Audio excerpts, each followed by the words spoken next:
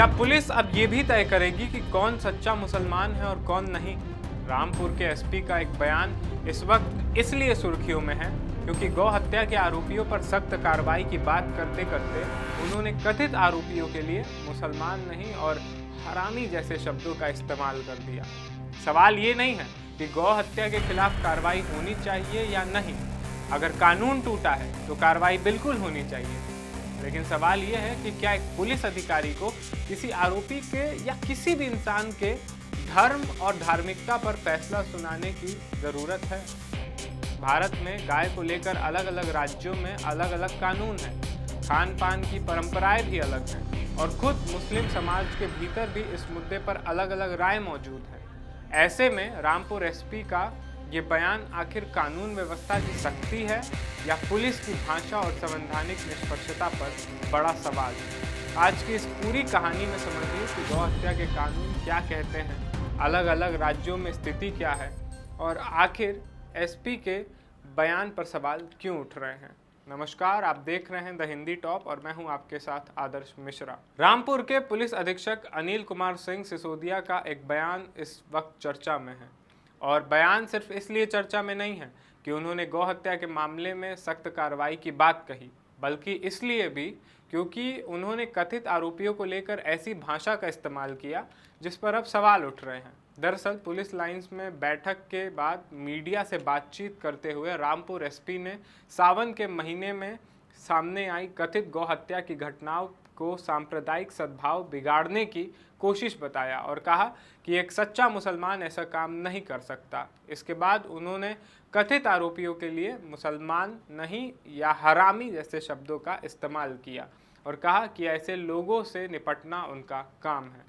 अब इस बयान का वीडियो सोशल मीडिया पर वायरल है और सवाल यही है कि एक पुलिस अधिकारी के तौर पर किसी अपराध के खिलाफ सख्त कार्रवाई करना तो समझ में आता है, लेकिन क्या किसी धर्म की धार्मिक मान्यताओं की अपनी व्याख्या करते हुए कथित आरोपियों को लेकर इस तरह की भाषा का इस्तेमाल करना उचित है?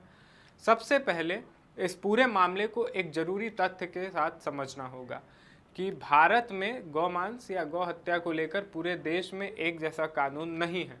अलग अलग राज्यों में गाय, बैल और दूसरे गोवंश के वध और उनके मांस की बिक्री या सेवन को लेकर अलग अलग कानूनी प्रावधान हैं। यानी किसी राज्य में जिस चीज़ पर रोक है, जरूरी नहीं कि वही कानूनी स्थिति दूसरे राज्य में भी हो।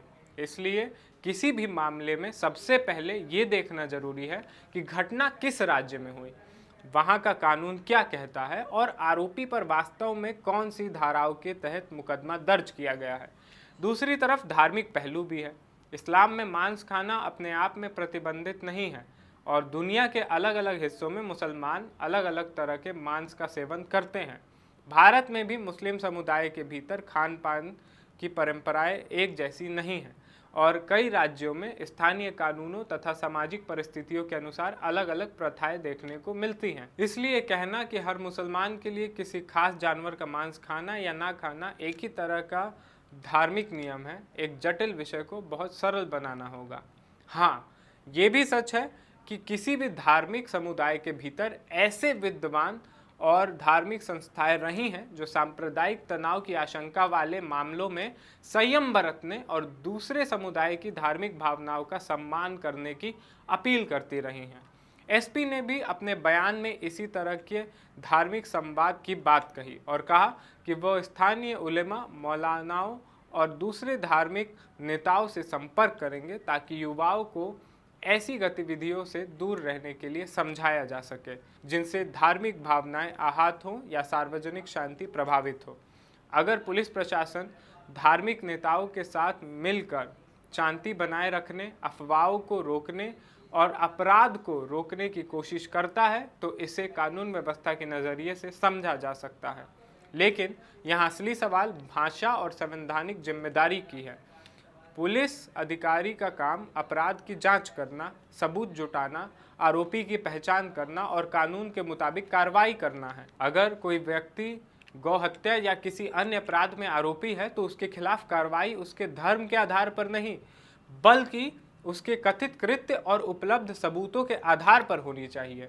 इसी वजह से एसपी के बयान में इस्तेमाल किए गए हरामी जैसे शब्दों पर सवाल उठना स्वाभाविक है, क्योंकि पुलिस की कार्रवाई और पुलिस अधिकारी की निजी या धार्मिक व्याख्या दोनों अलग चीजें हैं।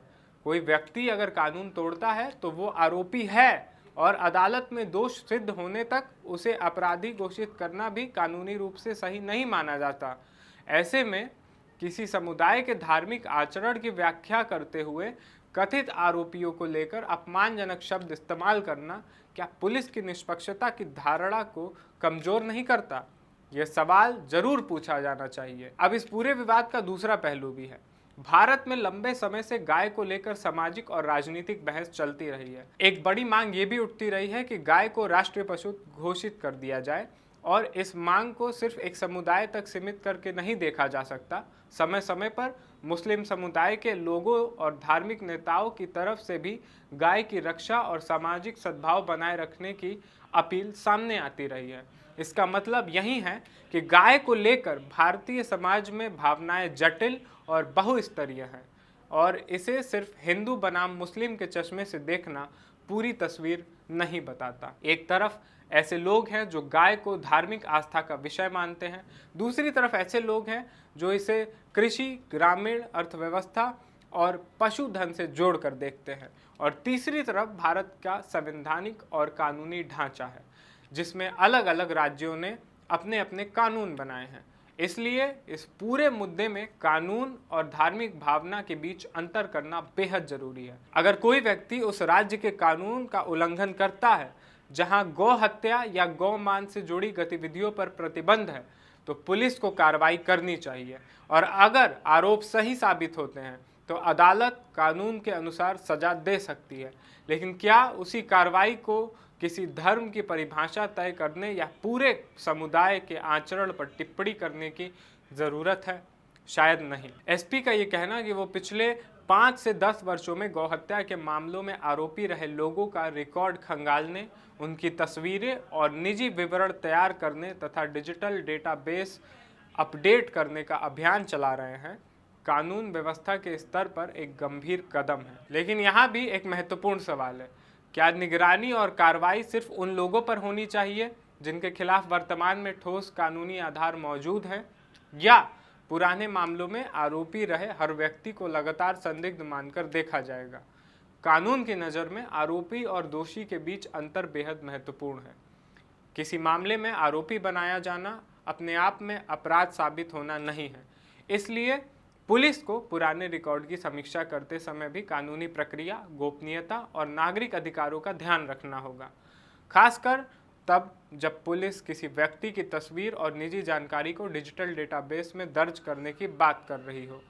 अब बात आती है एसपी के उस तर्क की जिसमें उन्होंने इस्लामी शिक्षाओं का हवाला देते हुए कहा कि एक सच्चा मुसलमान ऐसा काम नहीं कर सकता। यहाँ भी एक पुलिस अधिकारी के लिए सवाल उठता है कि धार्मिक सिद्धांतों की व्याख्या करना आखिर उसकी प्रशासनिक भूमिका का हिस्सा है या नहीं।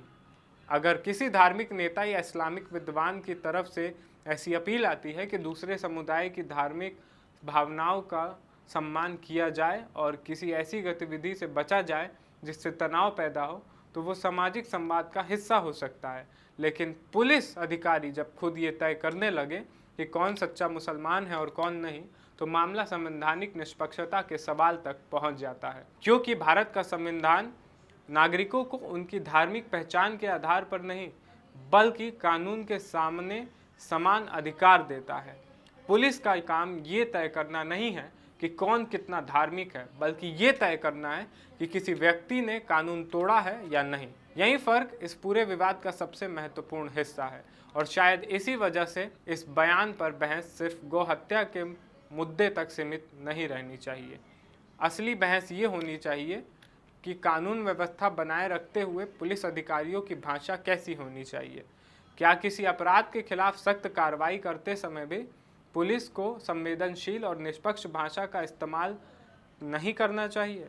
क्या धार्मिक भावनाओं की रक्षा का मतलब किसी एक समुदाय की धार्मिक पहचान की व्याख्या करना है, या फिर सभी समुदायों की भावनाओं और संवैधानिक अधिकारों का समान सम्मान करना? और सबसे महत्वपूर्ण सवाल, अगर किसी व्यक्ति पर गौ हत्या का आरोप है तो उसकी पहचान पहले आरोपी के तौर पर होनी चाहिए या पहले मुसलमान, हिंदू या किसी अन्य धर्म के व्यक्ति के तौर पर।